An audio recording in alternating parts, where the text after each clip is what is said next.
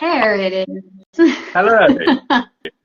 Hello, how are you? Yeah, it's good. Can't believe it's been over a year now since we last done this. I know, I know. Not too much on my side going on. How about yours? Just getting this sorted, to be fair. To be fair, going in the whole kids' book genre has been a challenge, been interesting. Oh, I see it behind you. Bring it, show it to us. Oh, Okay. there you go. So it's not like a typical child's book, like the big No, no, one where. no, no. It's more of a, like a little chapter book designed for parents can read it, kids can read it, a bit of, back and forth, chapter here, chapter there. It's not terribly long, but it's a little bit thicker than your average kind of, kids book. Yeah. So the last time we interviewed, you were actually doing, like you said, completely different type of book. So seven. Um, so tell us a little bit about that one first, so we can kind of get at it, kind of context. So Seven obviously was a dystopian cyberpunk sci-fi. It was massively different from Freddy the Teddy, obviously. And that was fun. That's going through. It's going to be relaunched this year. It's going to have a second edition, brand new cover, of course. And that is getting into the final stages of that now too. But this one's kind of, I just wanted to step away a bit and kind of, develop my craft a little bit more, and change up on scenery. Oh, okay. So, I mean, besides wanting to change, I mean, this is a big jump, I guess. To me, it is. I don't know if I could do that. So what exactly prompted you to say, hey, I'm going to do a kids chapter book? Well, I think what it is that Seven was my very first ever book, right? And although I learned a lot through the process of that, I still wanted to kind of dial it back a little bit more, hone my craft a little bit more, but also this book is really true to the heart because it's about my daughter's teddy bear. She's had him since she was like 2 years old. Very long time. He goes absolutely everywhere with her, everywhere. And last year, almost to the day, we went to Butlins, right, which is a nice little kids resort down here. You go away for the weekend with the family and that. But she brought Freddie along and she lost him. And it was heartbreaking to see her, going around this place, thousands of people trying to find her little teddy bear. And eventually we did find him. In fact, he's sitting in the corner. Where is he? There he is, right there. And we did find him again, but I wanted to kind of immortalize him a little bit. So that way she always had a piece of him, no matter what age she was. And so, yeah, Freddy the Teddy's Christmas. So give us a little, without spoiling it, obviously, give us a little bit about what Freddy's adventure is all about. So within this book, Freddy starts off the book in a nice little toy store. He sits way up high on a little purple shelf watching the world go by. Once a year, that toy shop has a magical sale. You can go in there, buy any single toy you want for $1, super cheap. And Freddy doesn't get picked. He's heartbroken. He doesn't get picked. And from there, he starts on his little journey. And of course, he runs into Santa along the way. Oh, so what would you recommend? Like, is there any kind of like age gap, kind of like, well, it wouldn't be good for toddlers just because they wouldn't get the concept, or what do you I feel think? like it is an early reader's book. I'm very passionate about getting reading into the household very early. I myself had almost nothing growing up, and so I always wanted to change those roles completely for my daughter. And so bringing in anything just to kind of, get her hooked on reading is really important. So of course, having her own book is one of those, keys there. I feel like this is a book that's designed to be either read to your child, and then as they get older, they can then be reading it themselves. So I've put an age around 2 to 9 because my daughter currently is 9 years old. But it's probably the theme of the book is probably a little bit younger than that 9-year-old cap. And you said you were, you're kind of taking Seven in a way off the shelf and going to republish. I mean, what, as a writer slash author, what prompted you to say, hey, I need to step back and take another look my work and maybe revamp some things, because there may some be out there that want to do the same thing, but they're frightened too because they're afraid they're gonna, lose any kind of traction. But Yeah. how did you take that step? I mean, what prompted you to, you Well, know I what I'm gonna think do? that there are many books out there that have a second, third, fourth edition, and so on. Lots of books go over the course, get revamped, get kind of, brought up with the times as well, because of course styles change quite a lot. I love Seven's story. I think it's an absolutely fabulous story, but I was a young writer. I think that I'd made mistakes that perhaps I see now that I didn't see then. And of course, as a writer yourself, you're never out of that kind of editing, the wanting to improve the story you've already written. So I guess I kind of couldn't break that habit. And I kept thinking, well, perhaps I could change this.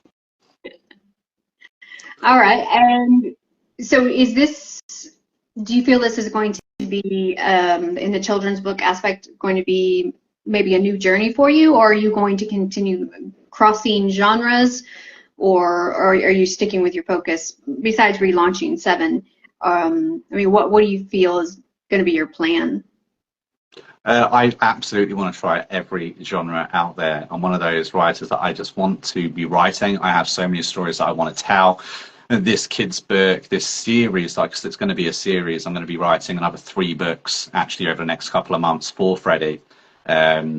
Is just the beginning. I would love to self-publish the next 3 within this series, but then I'm going to be moving on to another series. I'm going to try and get traditionally published as well, and go down a little bit of a different avenue with that. But on top of the kids' work, I'm also still going to be continuing Seven. There's a series there that I need to finish, and I'm really excited about another book that I'm going to be starting over the next few months as well for next year. Oh, okay. We have a question from GM Katz, another author. You have a great voice. Have you thought of doing your own audiobook? There you Actually, go. I have thought about doing that quite a lot of times, and I've actually got a lot of the equipment to do it. I actually plan on doing my own audiobook for Seven Broken and Bound. So watch this space. Hopefully, it will be here sooner or later. Awesome, awesome. So you're going to be doing more books for Freddie. Is it going to put him in different kind of holidays, or are we going to stick with the Christmas theme? So this is just the Christmas theme for this one, for the opener. It will be different moving forward, whether it be him going on holidays or having some kind of an adventure, as toys often do. He's going to be here, there, and everywhere. And is he going to be, I don't want to give it away, but is he going to find his person and have those adventures, or is him on his adventures trying to find that person? Well, you'll have to read this book to find that out for a start. Kind of figured. Okay. Well, moving over a little bit to Seven. So give us just a little bit of a brief synopsis of what Seven is about. So Seven is a real gritty story. It follows a family man that's torn away from everything he loves, everything he knows. Circumstances begin to unravel completely out of his control, and he's thrown into prison. There he has to make friends, or he has to sink. It's one of those things, it's sink or swim when you're in prison, that kind of thing. It happens to be that he has a very rare blood type as well, which is why he's being kept alive. So he's also got that to deal with on top of everything else. And of course, he's also trying to find his daughter and his wife that he's been torn away from. That being a book set in sci-fi dystopian, it's very much cyberpunk, so there's a lot of technology everywhere. That's integrated into the systems, it's integrated into the people themselves, because they're often modified. Right. And so with vastly different situations, did you find yourself, like, I know some people are mood writers, mood readers, stuff like that. So, and that's how I am. If I'm not in the mood for this type of book, I just can't even try to read or write it. So how did you, was it an easy or difficult task to kind of switch gears from this dystopian kind of, I don't know, mangled world to this joyous and happy? I mean, there is sadness because he's not picked, nobody's picking him, but how did you go about switching gears like that emotionally and creatively, you know, because sometimes, you know, like I said, when I write or read, it's really hard for me to get out of that dark romance kind of headspace and read somebody Yeah. else's, you know, fantasy or, you know, something like that. So how did you transition? Well, I think with this one especially, I had a little bit more time because this is only, say, 100+ pages long, this book. So I managed to write the brief outline rather quickly. But because I'm working with an illustrator as well, I have, you know, more than a dozen pictures within the book. Working with the illustrator allowed me to have the time needed to kind of go back over the book and, you know, really fine tune it. I found it really different from writing a novel like Seven to writing a kid's book and working with an illustrator, because when you're writing a novel, you know, whatever it is, whether that be romance or fantasy, dystopian, that kind of thing, you can kind of just plow through it as much as you want whenever you want. But when you're working with an illustrator, you have to kind of bounce back on them and, you know, work through the pictures that you're getting and stuff. So I seem to find that I had a lot more time in between working on different pieces. Okay. All right. So at the same time, I know working with images and stuff like that, some people it's, you know, real easy. You know, I'm gradually learning to, or I've learned formatting inside, putting pictures inside the book and stuff like that. It wasn't fun at first until you got the hang of it. So I know you have an illustrator doing that, but have you yourself started the task of maybe educating yourself on how to, you know, format and stuff like that? Because I know this is more of the technical side of writing rather than the content of what you're writing, but I know there's a lot of authors out there that struggle with, you know, formatting, and they, you know, Yeah. especially if they're adding photos and stuff like that. So you feel you've learned, or you're just giving it all to your illustrator and just be like, No, take it off my hands? so this was very much in my control. The illustrations are completely her. I helped her fine tune, you know, what they looked like and how I wanted them to look. But afterwards, I got given the pictures and I formatted the book myself. Oh, I didn't find it too difficult actually to format the pictures within the book, because obviously my work on Seven, being an independently published author with Seven as well, it's very, very similar, and it didn't find it too hard. But I do remember going back to trying to learn how to format, and that was a headache. I think once you know, you know, but if you don't, it's hard to get the right information. all right. So Freddie goes on these adventures and stuff like that. And again, I completely forgot to say this. Tell us when it comes out. So Freddy and Teddy actually came out on the 1st, so I believe it is it the 3rd today? It's the third. Second? Wait, no. Second Second. today? So it I came kept out looking at yesterday. Yeah, so it came out yesterday. I actually got my first copy today, right. only a few hours ago. Good, because GM, she's ordering it. I'm gonna order it when I get off here because I want it for my nephew. He'll be 2, but I'm gonna get it for him, for his mama, to read to him. So yeah, definitely. So you're gonna be kind of going everywhere in. So is the Seven series and the Freddy series, sounds like the movie Nightmare on Elm Street. The Freddy series are your next. What's your next big genre you want to punch through? So I guess it's really hard. Next year, I've got so much lined up that it's going to be a challenge to see what I actually manage to get through. Because obviously, I run a YouTube channel as well. I do, you know, game reviews and stuff like that. I have a job as well. So, and of course, I've got my daughter. So we'll see what I manage to get through. But my actual next big hooray is actually going to be a fantasy book. It's going to be a YA. It's a story of a brother and sister. It's a bit of a tragic start. They lose their father. And it dives into dark fantasy because it turns out their father was a great wizard. He had something very, very special. The daughter wants to get her father back. So she's going to dive into dark magics, and she's going to realize that she'll do absolutely anything to get her father back. But the son is going to try and save his daughter's soul. and save his sister and say, no, it's okay. We can, you know, we can live without him, and it's tragic, but Oh, so yeah, it's wow. going to be an interesting one. Right. And as someone who's been going through this whole process of publishing and everything like that, for the new authors out there that are terrified or anxious, or you know, people telling them you have to do this, you know, doing blanket statements and stuff. I mean, what advice would you give them through what you've gone through? Anything. It's your own journey. I think that you will find so much advice out there saying that you have to stick to a genre, or you have to do it in this kind of style and in this sort of way. But, you know, this is your journey. And if you have a story to tell the story, because there's going to be people out there that want to read it regardless. And I think although diving into the writing community can be a little bit daunting, especially if you don't know anyone. Me, a year ago, I didn't know you. I didn't know half of the people that I know today. But the writing community is really welcoming, and there's lots of support out there. And if you want help, if you want someone to talk to, there's plenty of people out there. Plenty of people to give their opinions.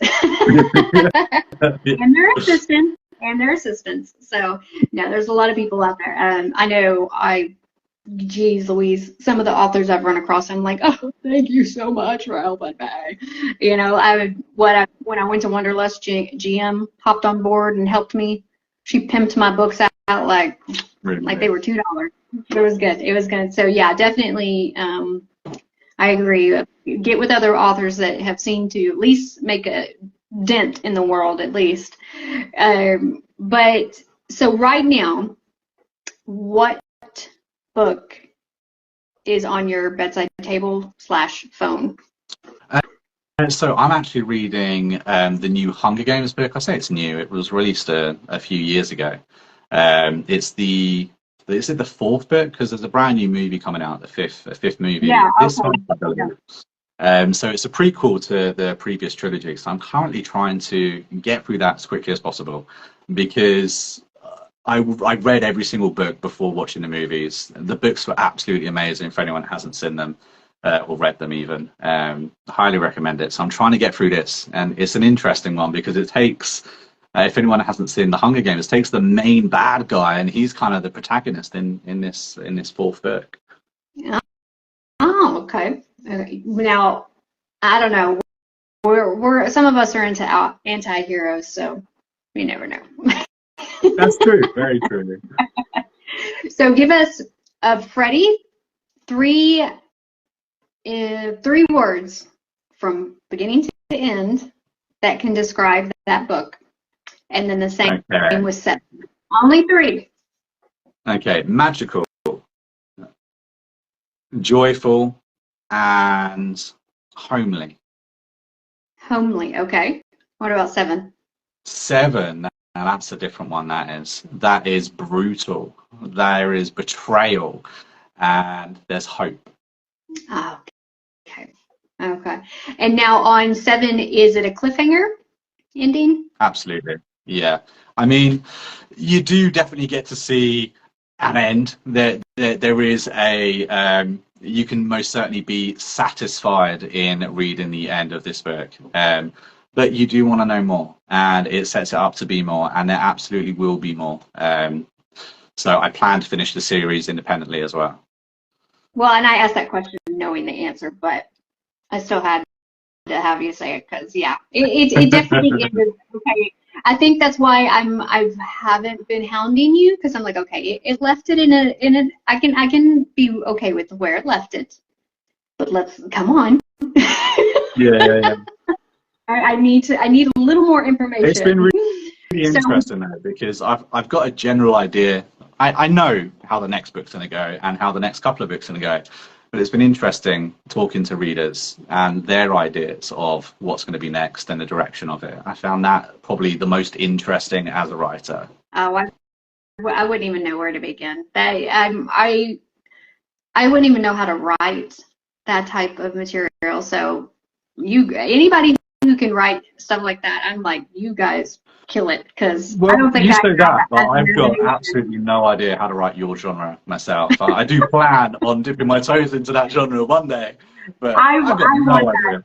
I want more men in the dark, specifically the dark romance, because us women kind of have to just guess. We can't go to our husbands and be like, "Hey, do you like?" And them not be like, "What? You want me to what?" I'm just saying, what a guy, So it would be really good to get a male point of view in dark romance. But someone asked, would you call yourself a planner, pantser, or plantster? That's a good question. I'm not really sure how to answer that because I feel like a little bit of both. I like to kind of get the general idea of what it is I'm trying to do, and I will pants that afterwards. So I have a vague idea of what I want and where I want it to go, and we'll see what turns up. Seven, for instance, that was very much pantsing. Again, I had my ladder that I was working through, but that changed so much. The amount of reskins it got, still general same story, but it got a lot of reskins and a lot of changing as time went on. And do you have a set date on re-releasing Seven? Yeah. Yes, I plan to re-release it by the end of the year. I'm hoping December 20th, but we'll see how a few things go. I'm still trying to work on the last minute tweaks, and of course I have to work with you for the brilliant brand new cover that you've created as well. We were going to mention that. About you. This is about you. But thank you very much. So are you going, for the people that are in your area and could be watching, are there going to be any appearances? Are you going to be doing any kind of appearances around the holiday for Freddy? Well, I've actually I've actually donated a few books to my local school where my daughter goes to, and they've asked me to come in and talk to the class about, being a writer and all that kind of thing, because I actually went to that school way back when, what was it, 28 years ago or so. So that's going to be interesting. That is, oh, how excited is your daughter? She's embarrassed. So it was her parents' evening. It was her parents' evening tonight, and I get to her parents' evening, and her teacher's sitting there. It's like, so what time are you coming in tomorrow? I was like, I'm not coming in tomorrow. So she's already set up and made a slot available where I'll be coming in talking to her class, and I was like, I will eventually. We're setting this up, but it needs to go through the head teacher first. Yeah, right. So she's very. Or are there any excited. Nothing outside of the school, like toy stores or bookstores or anything like that? Well, we also have a local library that I'm going to be going into, donating a book to the local library as well, and having a little chat to them. But at the moment, nothing's set up. Unfortunately, okay, well, definitely a few of the bookstores that I wanted to get into, I was a little bit late on getting some of those illustrations and the cover sorted out. So at the moment, nothing's set up for that. Yeah, because I mean, I could see, I don't know how the shops are there, but I could just see walking by and that picture of the book. That it's so sweet. She did a really wonderful job on it. It's as a cover designer, to me it looks like one of the books, the children's books, is like this, and so for it to actually be a chapter book, you kept telling me that, and I was like, wait, are we talking about Seven or are we talking about Freddy? Wait, what? Because I was thinking a children's book, like big, and then I saw it and I was really hard to actually convey as well. Trying to get people to understand that it was, a genuine chapter book, 18 chapters within it. But yeah, it's designed for kids. It's an early reader's book. It's a book that you want to encourage children to read and to get sunk into, Yeah, absolutely. Because like I was saying, I was like, well, okay, well, is it okay for my, almost 2-year-old? But I love how, like you said, parents can read it to them. Mm-hmm. They'll get the concept of it, but when they're ready to, I want to try it now, they can say, I read a chapter book, mommy or daddy. I read a chapter book. And I think that's because it has so many levels.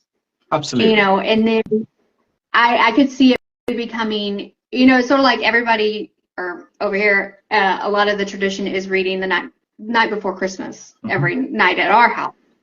I can see this, and then we transition to the Curious George Christmas book. That's a cute book. So yeah, so it's almost like you said there's 18 chapters. There is, yeah. So like But a chapter but they a are night very, during very the weekend. short. You know, the book's been designed for children, so it's a very, very short chapters. There's eye-catching words that are enlarged for them as well. Every chapter has its own little picture. So, you know, it's although a chapter book can be quite daunting, especially for children. But if you're going to be reading to your kids every night, sometimes it's nice to be sticking with a book and to be able to get into it a little bit. Oh, absolutely. And they were asking, it's called Freddy the Teddy's Christmas. But no, what I was saying is, reading a chapter, up until Christmas Eve or something like that. It's kind of a fun or couple few, you got 10 days till Christmas, so you read, the last 10 chapters. And so my kids are a little older, but like with my nephew, my great nephew, and my nieces and stuff like that. That's what I'm picturing. Yeah. So, but yeah, make sure, if you have any appearances in your area and anybody is watching from your area, yeah, definitely put up. Let me know. I can put it up on mine. I know. I think most of my following, surprisingly, is in Canada, but still. That's interesting. Canada and India. So, Fair enough. but I have a lot of Indian followers because of people I've interviewed. So that's pretty awesome. So, well, again, let us know a little bit the final closing of what Freddy is all about, what your goal is, what your dream for it is, and just to close everything out, talk to us about Freddy. Well, Freddy the Teddy is a very special little book. It's a homely book. It's, made for my daughter. But within this book, you get to see a beautiful little teddy bear that finds, hopefully, his forever home. And of course, along the way, he's having a magnificent journey with Santa. And of course, doing battle with the dreaded, I forgot his name. The Krampus, that's it. He meets Krampus within the book. I'm excited. I'm so excited to get this. So, all right. So that is already out. That came out yesterday. So definitely grab it. You can get it in paperback and ebook, correct? Just paperback, actually, not ebook. Oh, okay. Okay. Well, even better. So make sure you guys check that out. Again, it's Freddy the Teddy's Christmas by James Wheeler. It is a chapter book, but again, small chapters, completely okay for little ones. You said about 2 to 9. That way they can come through with the book. And it's available on Amazon. On Amazon, okay. And also keep an eye out for the re-release of 7. Hopefully in December, and follow James to make sure you keep up on his work. And James, thank you again for doing this again, almost a year later. Thank you so much for having me. So honored. Yeah, I'm so honored to be a part of your journey on this, your growth, everything like that. So thank you for giving me this opportunity. You're very, very welcome. Thank you so much for your help as well, because I've been in your DMs like mad over the last year trying to get help here and there. So I really appreciate that. You're awesome. Well, you have a great day or a great evening. It's evening over there. And everybody else, don't forget, go be naughty.